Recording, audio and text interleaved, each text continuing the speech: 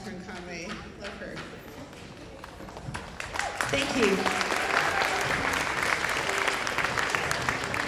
So we're going to kick off with intermediate orchestra tonight. We've got 3 pieces for you. And the first one is quite interesting because we're going to play Medieval Kings. And if you think back to the first concert, the winter concert, this is the first piece that Zero Period Advanced Orchestra played at the beginning of the year, and we're playing it at the end of the year, which kind of completes the circle, and I think that's really nice. So we're going to kick off with Medieval Kings.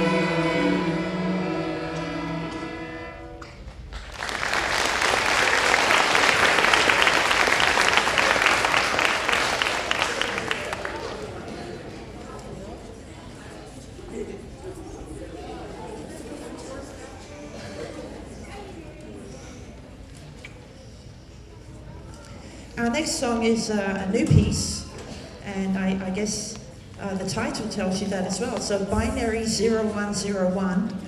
I'm not quite sure what in the music is to do with Binary 0101.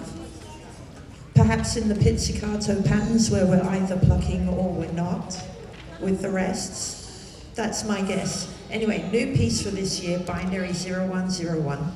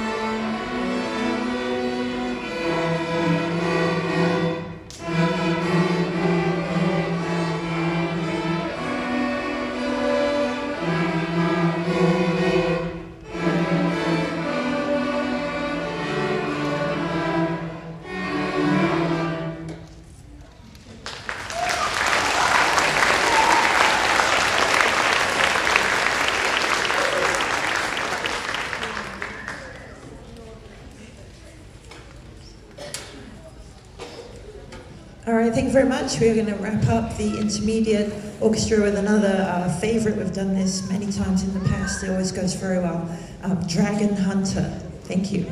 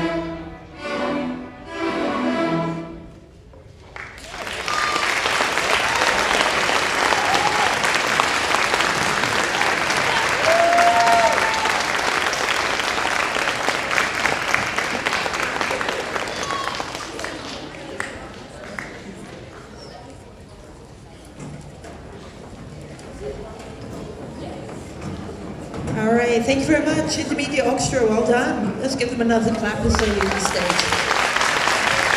Before we begin, we're going to welcome our concertmaster to the stage, Fisher Hemkin. Come on out, sir.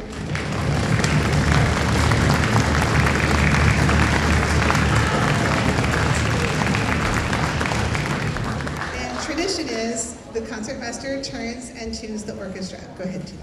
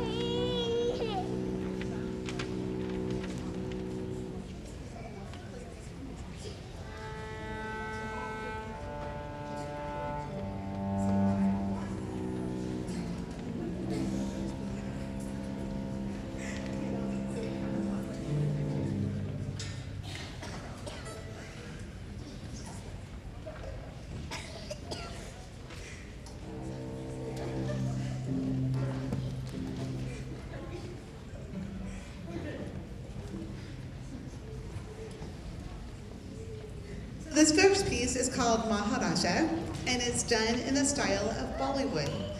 So I told them, hey, do you guys want to wear shades? And they're like, yes. So we're putting our shades on for this one. Enjoy.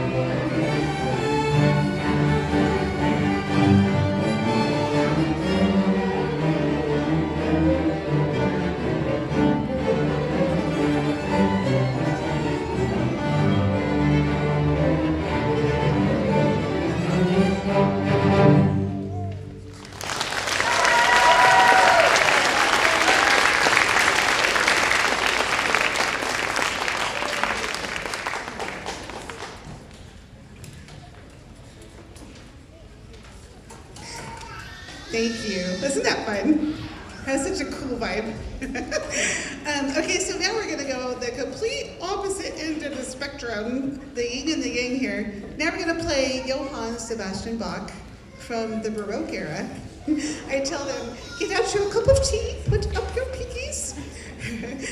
So now we're going to play a little bit of Bach for you. This is one of my favorite pieces that he wrote. It's from the Brandenburg Concertos. This is number 3, first movement.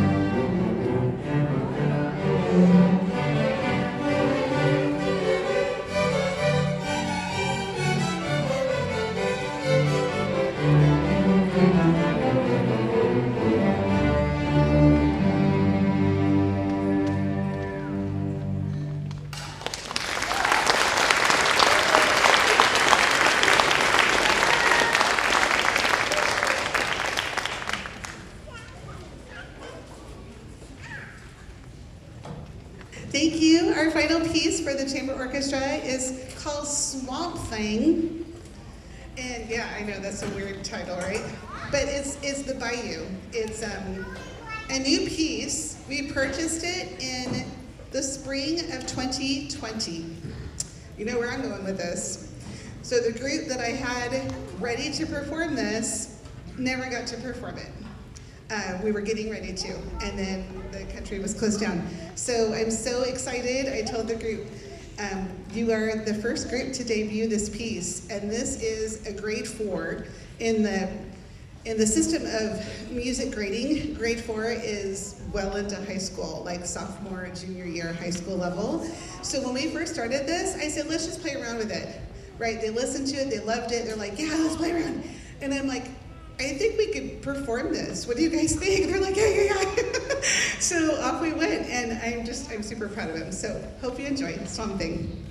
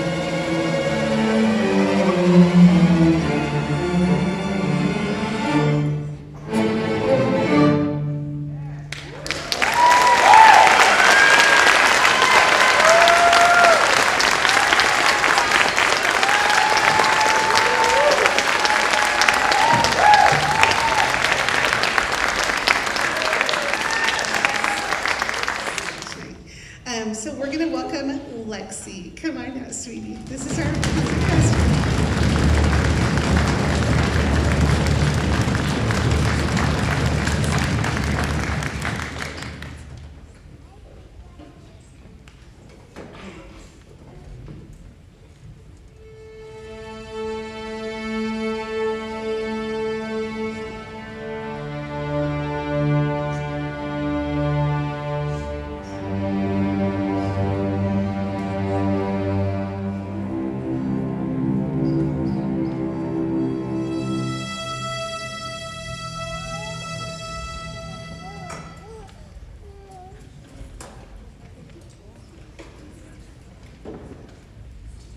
Our first piece is Chronicles of Narnia. This is the beautiful music that you hear throughout the trilogy, the lovely movies that were created.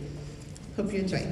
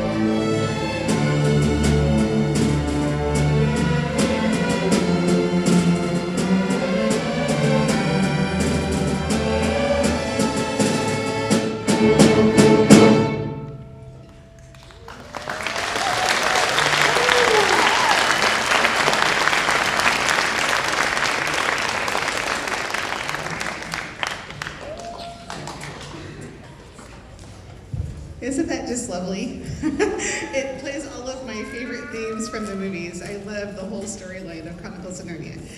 Okay, so our final piece this evening. This is Idylls of Pegasus. It's one of our favorites.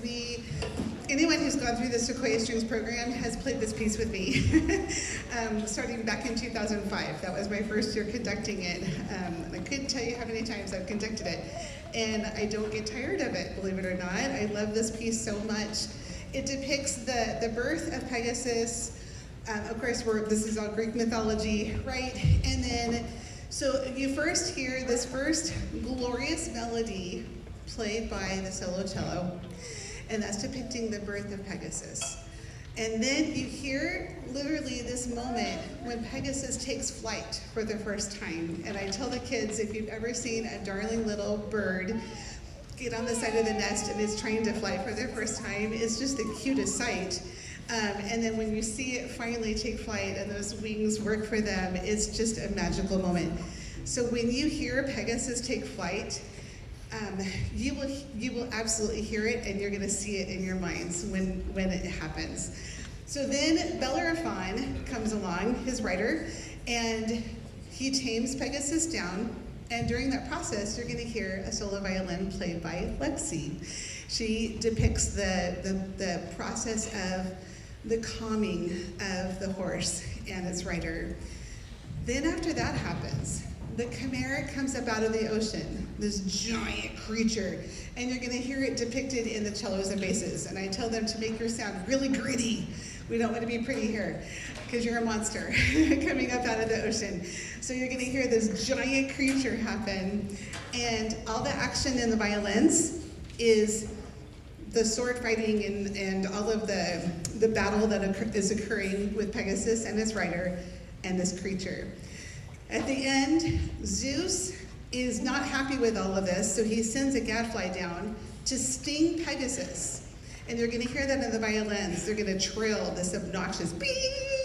Like, it's really, really cool how it depicts the gadfly. He stings Pegasus. Pegasus rears up and throws the rider down to the ground. Falls to the earth to his death, unfortunately. Pegasus rises up into the night sky and becomes part of the constellation. So the end is actually very, very quiet.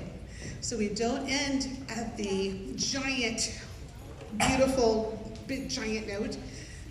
Hold the applause, because you're going to hear one more violin solo played by Fisher, and he's going to depict Pegasus up in the night's constellation. It's a beautiful ending. So please enjoy Idylls of Pegasus.